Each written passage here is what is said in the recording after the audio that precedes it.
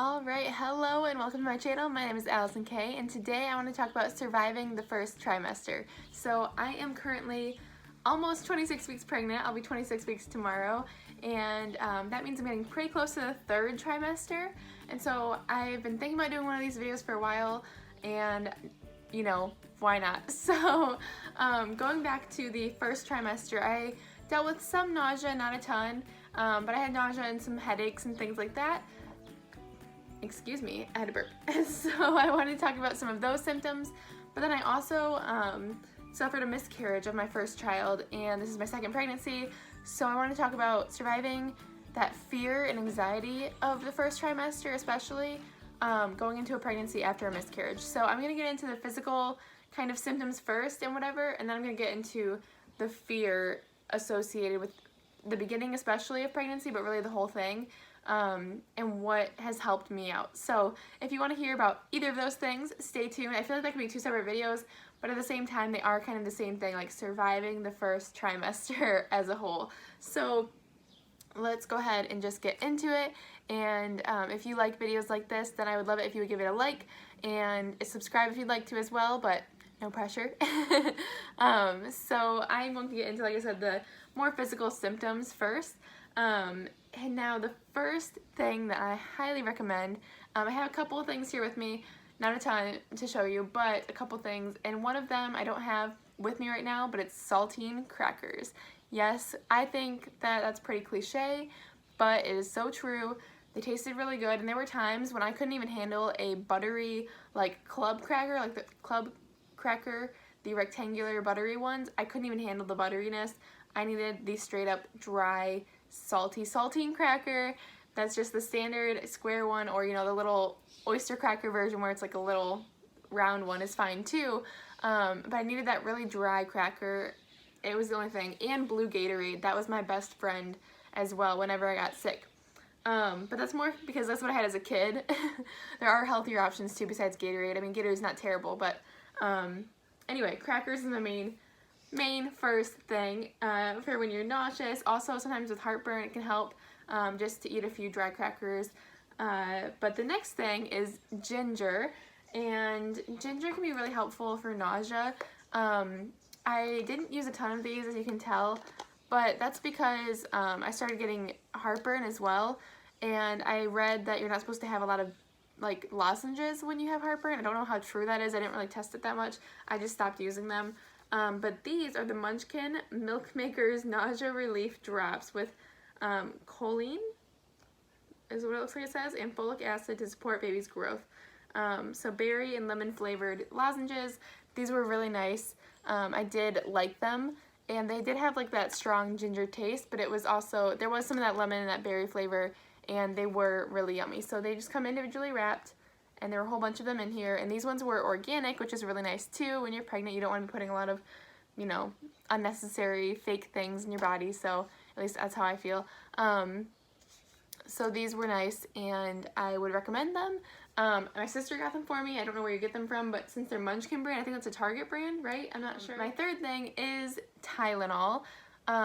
This is the main safe, I think they could say like NSAID, you know, for headaches or things like that. You're really not supposed to, I don't think you're supposed to have ibuprofen from what I've heard, so Tylenol is the way to go. So I would take a Tylenol if I had a headache. Sometimes I would try to tough it out, but sometimes you just want relief.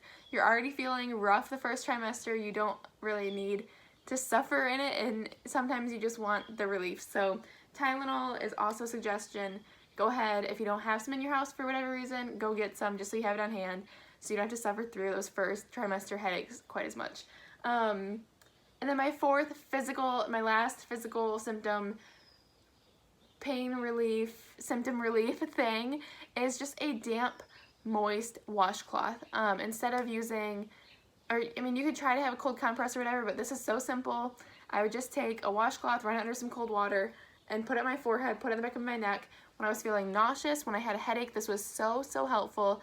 Especially the nausea. I felt like I could keep it at bay longer if I had a damp, cold washcloth. It made all the difference. I felt so much better. And if the light is bothering you, you can put it over your eyes as well, and it just would provide some relief, and it was just very nice.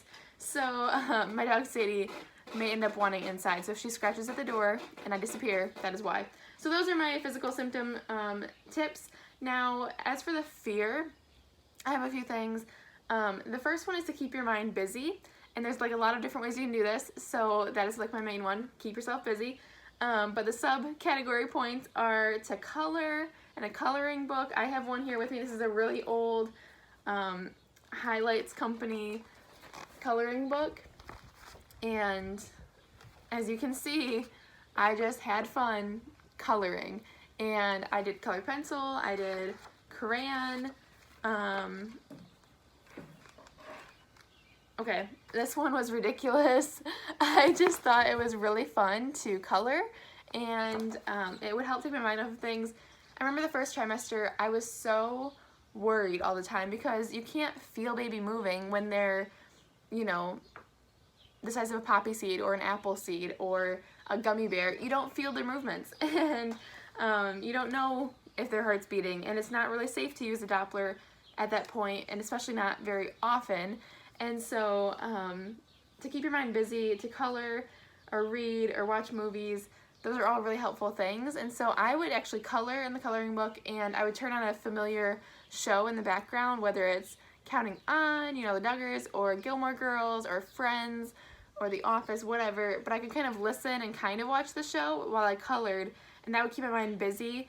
You could probably also listen to a podcast or whatever, but any of those things, yeah, reading was a good escape. I read like 4 or 5 books in like January and February alone. If you saw that I was reading and you didn't know I was pregnant yet, that is why. I was keeping my mind occupied. Also, yeah, I watched a ton of movies. I started going through all the Marvel superhero movies on Disney Plus, because we got Disney Plus, and I love Marvel movies, and they're long and entertaining, and it kept my mind off of things. So that was my first big main suggestion. I also recommend, if you're feeling up to it, and that's a big caveat there, if you're feeling up to it, go hang out with people. Hang out with your friends, your family, maybe just even get out. That might help you. Just get your mind off of the fear, because yeah, it really is real to be like, is my baby okay? And think that 24/7. So yeah, I just recommend, if you are feeling up to it, if you don't want to be around people, then don't be around people. That's totally okay too. And obviously be safe, and with this current year and everything that's happening in the world, follow guidelines and don't go out if you don't need to. But if you want to and you're feeling like that's what you need mentally for your health, then hey, go for it. And my third one is probably the biggest thing of all, is to pray to God. Just tell him what's going on in your heart, in your head. You know, admit that you're struggling and just look to him for help. And reading your Bible and praying to God will really, really help with that. Also, worship him and thank him for what he's done, especially no matter what. If you're pregnant, like, that is amazing. And to me, as a believer, God has, you know, blessed you with this child to take care of, and however long you have this baby in your life is special. So I recommend praising God and thanking him for giving you that blessing, and that, I think, also puts you in like that grateful mindset, which is also really nice. So my last one isn't really a highly recommended thing. As I said, this can be a little dangerous or sketchy at times, but if you are feeling up to it and you have the money and you want to spend it, then maybe buy a fetal Doppler. I think you can generally, I don't know, I think it's like around 10 or 12 or 13 weeks you can start to detect the heartbeat on your own a lot more easily. So you should not use a fetal Doppler too often.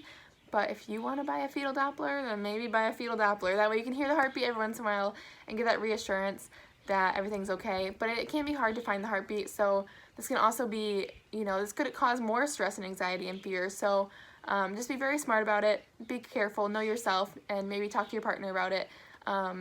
But these are my recommendations. I hope that they helped.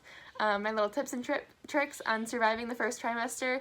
I hope you enjoyed this video. If you want any other pregnancy videos that I haven't done yet, if you have suggestions, go ahead and tell me down below. I would love to do that for you and see if I have anything to contribute to the vast wealth of videos here on YouTube. But thanks for watching. Have a great day. God bless. I will see you all later, and just stay safe out there. All right. Bye.